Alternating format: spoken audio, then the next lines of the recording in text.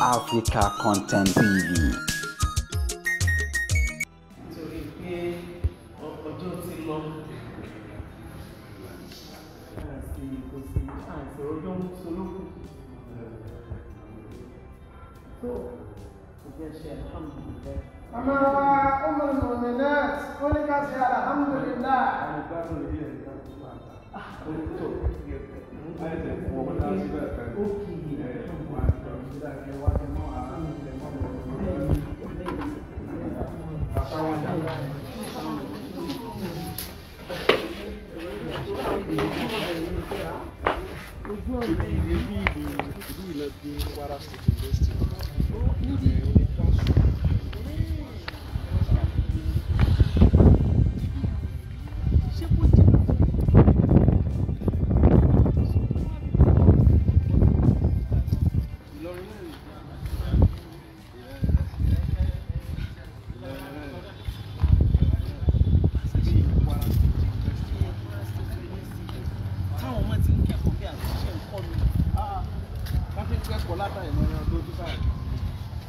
so ojú ọ̀nà náà ni wọ́n tọ̀ ojú ọ̀nà yìí. Mo rò pé ibi ìpadà já Ọ̀yọ́ láti 2009 ló ti wà. Omi ìpọ́jọ́ yìí tó súnmọ́. Bẹ́ẹ̀ni.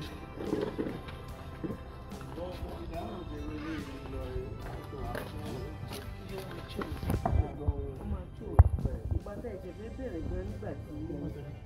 fẹ́ bẹ̀rẹ̀ foundation mọ́ ìgbà tó ti ìlú wà ní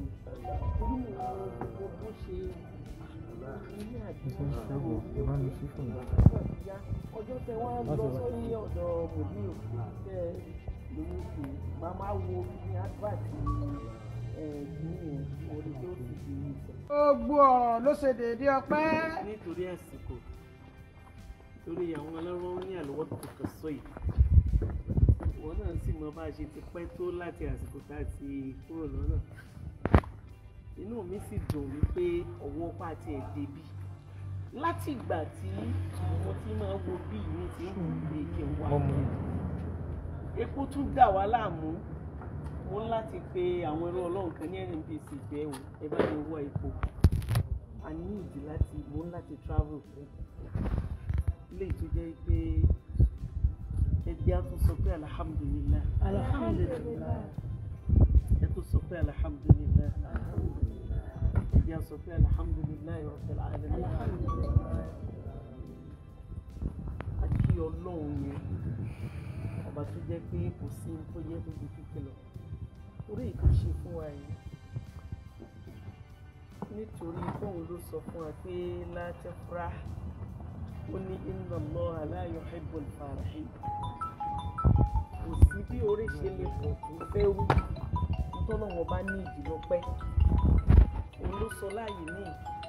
ló ní ma yaf'alu Allahu bi adhabikum ó ní in shakartum ó tún ní wa amantum wa kana Allahu shakiran alima. Àwọn tí ọlọ́run bá lékè ọlá sọ yìí òun ló jẹ́ ká mọ̀ wípé kò sí bí orí ṣe lè pọ̀ tó fẹ́ rú olúwa ní tẹ́ ẹ bá ti lè sọ pé alhamdulillah bil lisan wa bil qalb wa bil jasad wallahi qad tamma al khayr orí ti pé eléyìí òun ló jẹ́ ká kí ọlọ́run ọba tó níyín lára yín àkí ọba tó dá yín lára yín. Mo fẹ́ rán àǹfààní etí ọ̀rọ̀ kan mo fẹ́ sọ ní jàmáà lónìí. Ọjọ́ tí mo wá bàbá wa mérò jeish tí mo wá rí yín ní sẹ́yìn ni mo kọ́kọ́ rí ọlọ́run kó jọ ẹja sí bisimilayi kò ní wọ́lá ọlọ́run bá sàlékùn kẹ bàbá bisimilayi kò ní wọ́lá ahadu samad lam yalid wa lam yulad wa lam yakun lahu kufuwan ahad. Àwa wà níbi a ti ń sọ̀rọ̀ èmi àti Sheikh Ọ̀tẹ́ ṣáájú kí n tó lọ rí bàbá wa ní òrìjèṣì. Ìgbà tá a sọ̀rọ̀ dé stage kan mo ní Sheikh Ọ̀tẹ́ ẹ fẹ́ bẹ̀rẹ̀ dáúlà yín tí ó kọjá your expectation. Do you remember that day? Mo rántí pé bí conversation wa mo ní pẹ̀lú ògùn Ọlọ́run mo ní dáúlà àti yín mo ní dáwọ́là mo rántí èmi ní Kwara Hotel mo á ní dáwọ́là tí àlùbáríkà tí oríire tí torí pé gbogbo ẹni ó bá jẹ́ àgbàlagbà rẹ̀ ní tí ó máa fẹ́ ni kọ́ mọ ìwọ̀n jù lọ a máa wọ́n nínú ẹni tá a fà tọ́ torí pé ọ̀pọ̀lọpọ̀ àwọn tá a fà tọ́ tí wọ́n tún jọ máa fà ó ní àìmọ̀ ìtumọ̀ ìjà àfà yìí máa jẹ́ kí wọ́n ju àlùbáríkà nù mo rántí ọjọ́ kan yìí ṣe wọ̀límọ̀ bàbá ni wọ́n wá mo tún ti wò recently bàbá wa ń ṣe àdúrà níjọ́ yẹn kíkan bàbá ní dandan ni kò sórí rẹ̀ dandan ni kálùbáríkà rẹ̀ ọ̀pọ̀ dandan ni bàbá ń sọ níjọ́ náà téèyàn ó ti mọ̀ pé àdúrà yìí ti gbà àwọn ẹni tàná yẹn ni àwọn abàtẹ́rọ̀gọ̀dì ti dọ́kọ̀ dúró jọ lọ́sísí eléyìí dẹ̀ máa jẹ́ ẹ̀kọ́ fún gbogbo ẹni tí wọ́n bá ní làákàyè tí wọ́n ń tẹ̀lé àáfàá gbogbo ẹni wọ́n bá ní ọkàn kan sí àáfàá rẹ̀ wàláì kò sí ní tọ́lọ́hún ó pè fún tó jorí rẹ̀ lọ yóò ní àlùbáríkà tí yóò bì yọ̀ǹdì bóńgá ṣe òun àlùbáríkà rẹ̀ ó pọ̀ yóò bì yọ̀ǹdì ríro rẹ̀ látara ìfarasìn ìfọkànsìn ìtẹ̀lé tòótọ́ torí ìdí náà tí mo bá ń wo ọ̀pọ̀lọpọ̀ àwọn barnamij ìwà àmọ́ rẹ́rìn mo máa fi Sheikh Hotel rẹ́rìn ìní ọmọ ìyá mi mo rántí àná ìní ọmọ ìyá mi alhamdulillahi rabbil alamin náyà kan nìyẹn náyà mi gbogbo ẹni tó bá rí i pé ọmọ ìyá àwọn ṣe ń tó dáa tó jẹ́ dáín ntí àwọn èèyàn máa ń ròórò ẹni tó jẹ́ àáfàá láyé òní pé kíákíá ni ẹ mọ bọ́lọ̀ ń bá wá ṣe ti àáfàá lọ́tọ̀ ìwọ tó bá wá rò pé nǹkan ni ìwọ ló mọ̀ torí pé mò ń wòye millions tó máa parí ibi tá a jókòó sí èmi gan tí mo kọ́ kékeré ní yí àtàkọ́ kì í ṣe almost 170 million lánàá ní ọdún kẹfà sísìn tí mo kọ́ school mi ẹ̀ around 170 180 million ni mo ná ní yí àárín ká tó wá sọ nígbà náà wọ́n ta cement ní 1,500 naira wọ́n ní wọ́n ta ọ̀rántí ní wọ́n ta àpò cement ní ìsìn ẹ wo bí nǹkan yẹn ṣe bẹ̀rẹ̀ ẹ wo bólú ọba àlejò ọlá ṣe wá yọrí ẹ̀ ọlọ́run wọlá bó ṣe tóbi tó ọlọ́run ò ní í ṣe oore yìí ní oore dé ẹ̀mí pin ẹ dákun ẹ sàmí dáadáa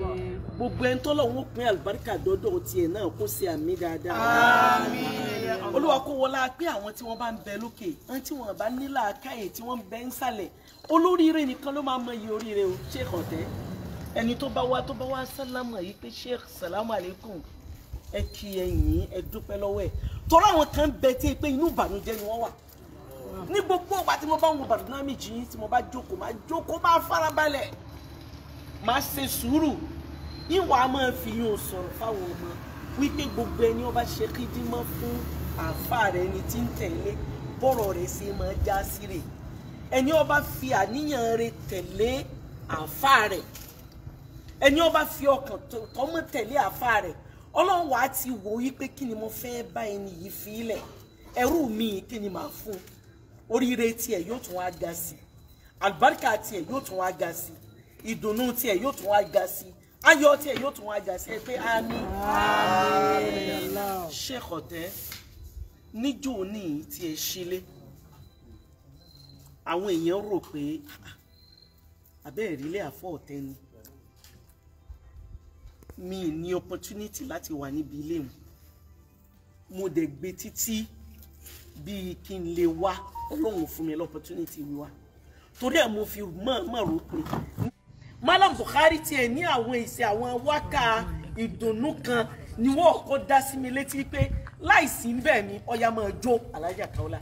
ọya máa jó mo ti ń dá wákà mo fààyè gba àwọn ọ̀tá wọn fẹ́ pa ọ́ ni o kò sí tí wọ́n ń pè ní ìjọmọ ìyá tó jù bẹ́ẹ̀ lọ mo dẹ̀ mọ rírì rẹ̀ mo mọ bí Olúwa